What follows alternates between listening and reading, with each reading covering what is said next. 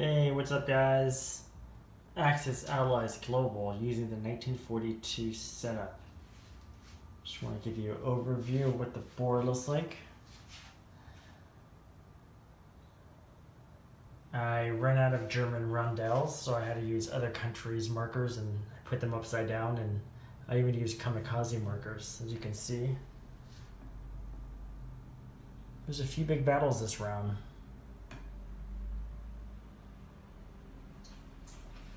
Okay, well, as you know, Germany took Moscow last turn, and they pushed deeper into Russia now, taking some other territories. They're going to have to deal with these British units down here in the Middle East.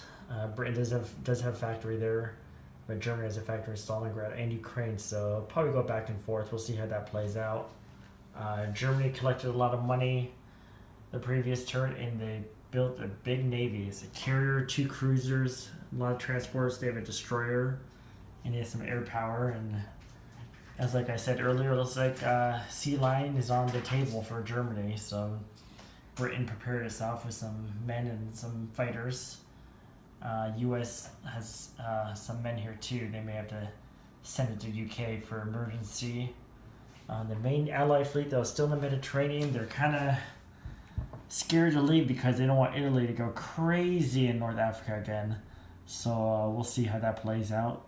So what you see in London just is what you're going to get, I think. I think the British are just going to build men there every turn and just cross their fingers and hope they can hold out. Because the Allies, like I said, they don't want to leave the Mediterranean.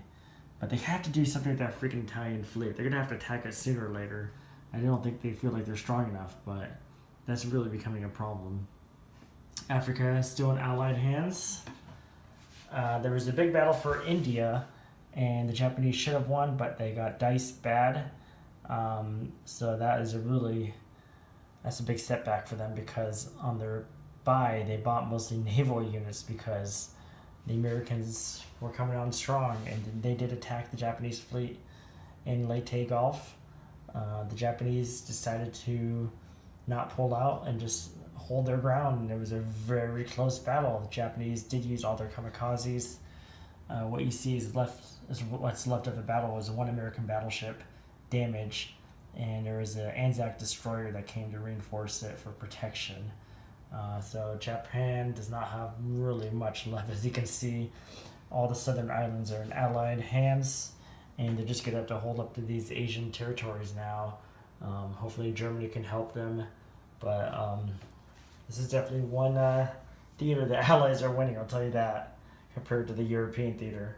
So some big victories here for the Allies on the Pacific board, for sure.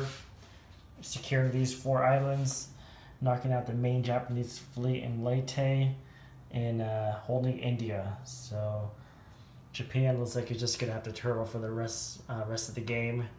Hopefully Germany can get that final victory city here, because it's definitely not going to be in the Pacific.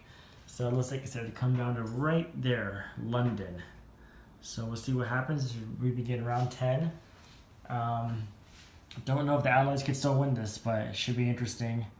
I had one fellow comment that Germany can go wild and just take all these territories, which they are going to be doing. But we'll see what happens. Things are definitely going to get interesting here. Should begin round 10. Oh, happy Friday, everyone. Deuces.